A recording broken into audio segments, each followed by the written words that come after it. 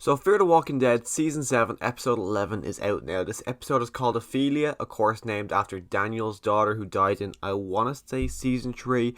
So when I saw that title, I was a bit surprised. So if you want to go to this episode not knowing anything about it, do not listen to this review because this review is going to contain full spoilers for the episode. You've been warned.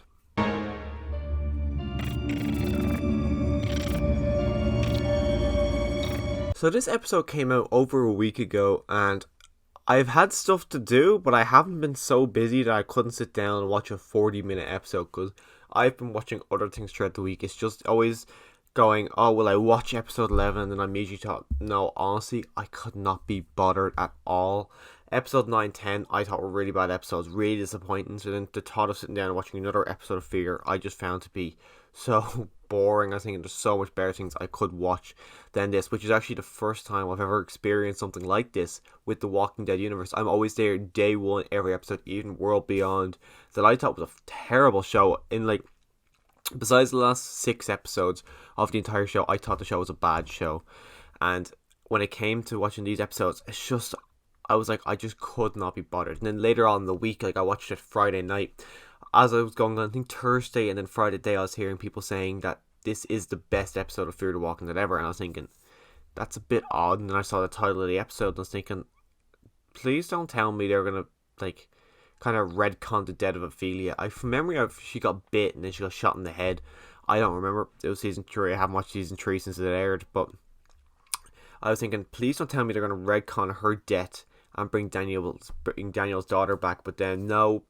It's just Daniel. He's losing his mind, as we've known since season 6 now, and you can see him progressing even worse throughout this episode. Daniel's a character who was great in the first 3 seasons, and I feel like they should have just left him. Once the dam blew up, I feel like they should have left him there. Like there was other characters back then that were at the dam as well that we left. Like I think his name was Walker, the Indian guy who cuts off the top of people's heads. He was great. They kind of lost him as well. And I kind of hope he doesn't come back because what they've done with Daniel since he came back has just been disappointing. The storyline at the moment is very unique to the Walking Dead universe. We've never seen someone going through the early stages of Alzheimer's, I assume he's going through. We've never seen someone going through that in the Walking Dead universe. So it's interesting to see someone going through that in the zombie apocalypse.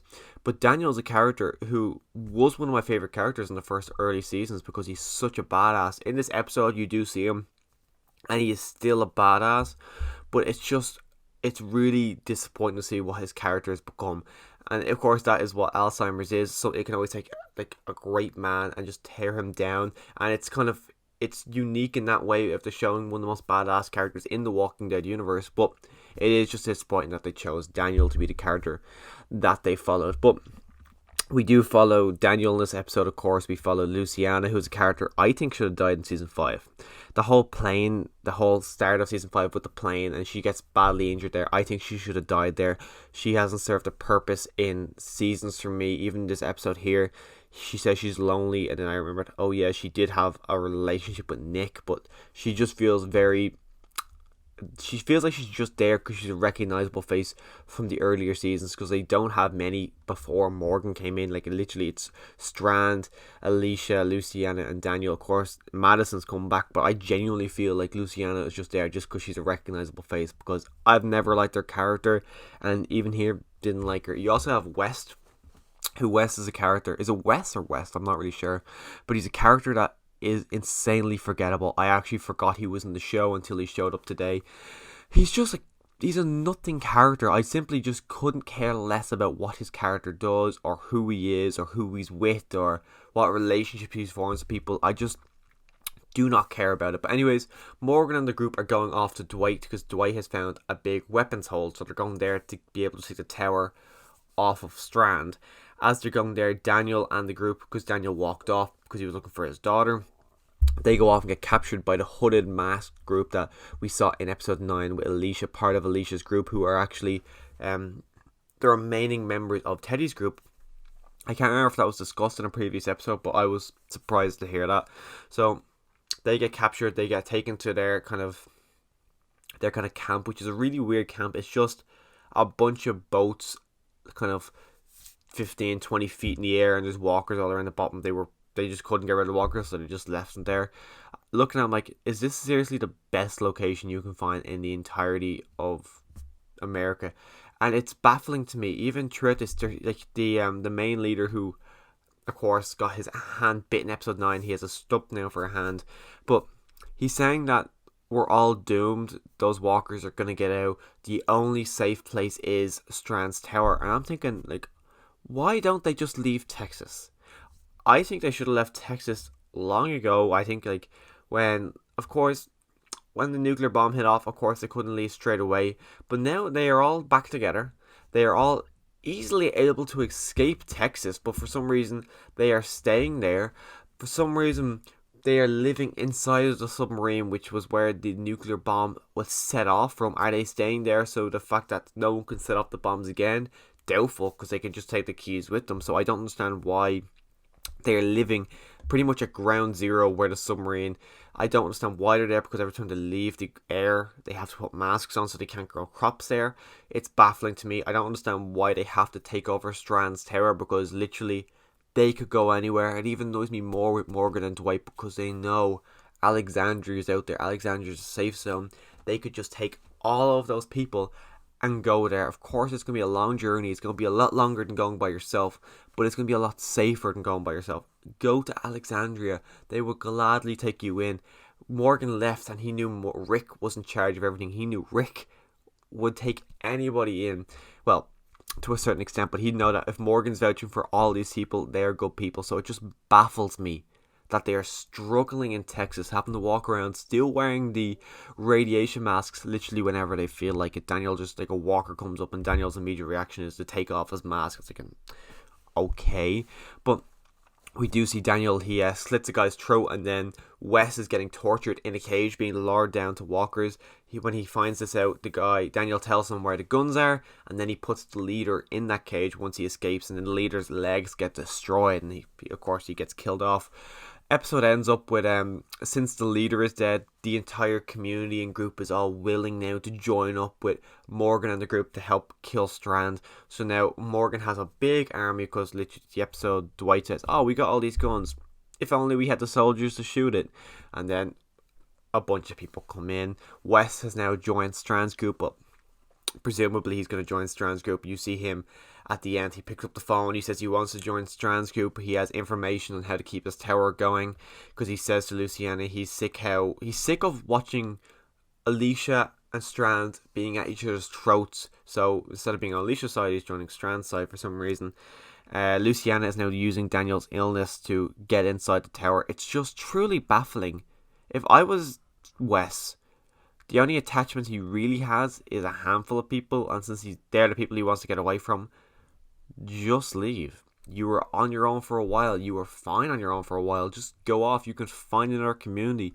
It would not be that hard to find a new community, so just go out there. It might take a while. It might take a while for you to trust them, but if you don't trust the group you're with, why would you go to the other group on the other side of the war? It's truly baffling. I honestly don't understand though. Some people were saying this is the best episode of the show so far. It's like, would I say it's better than? I'd say it is better than the episodes we had got in the back half so far. Daniel, again, I like Daniel. I just feel like since he came back in season 5, they haven't really known what to do with him. It's confirmed that his cat is dead, which is disappointing because I liked his cat. I liked him with his cat. But as a whole, it's just a bad episode. Like, I don't know what the hell's happening with Fear the Walking Dead at the moment. I thought the first half was fine. It wasn't amazing. It wasn't as good as season 6. I loved season 6. Season 6 from start to finish, I thought was deadly.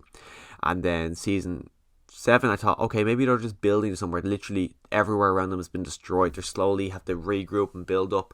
But now where we're episode 11 now. We've got 5 episodes left, and it's just bad. I feel like they are just kind of dragging their heels in the sand, waiting to get to the end. Then they're gonna have a big massive battle, and then Madison's gonna show up. And I really hope Madison's return is warranted. I hope her return is good. I hope it's not just, we're gonna kill off Alicia. I'd be really disappointed if Alicia died. Actually, Alicia Deadman Carey, of course, who plays Alicia Clark, directed this episode, which I thought was pretty cool. But I really hope season 8 is better, because season 7 so far hasn't been the worst. It hasn't been as, like, You got bad Fear the Walking Dead. Like, the back half of season 4 was terrible.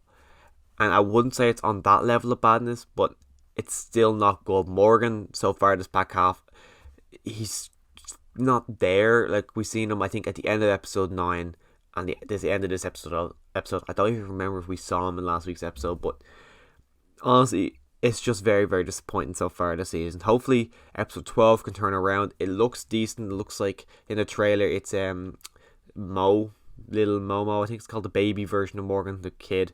That's somehow escaped the tower. I don't understand how. I wonder if it's Charlie. Again, the whole thing with Charlie annoys me because why aren't they wearing protective masks around here? Because that defeats the purpose. But you do see Strand laughing in the rain. I just think Strand's a great villain, so he's probably going to be good in episode 12. So if you want to hear my thoughts on episode 12, make sure you click the subscribe button so you can come back and see my review. I'm going to try watch it earlier, but who knows? I might just not bother watching it until next week. But I do want to watch it because I am a massive Walking Dead fan. Literally beside me now, I've got a shelf of on top all my load of Walking Dead figures. And I got The Walking Dead season 1 to 10, Fear season 1 to 6, World Beyond, loads of stuff.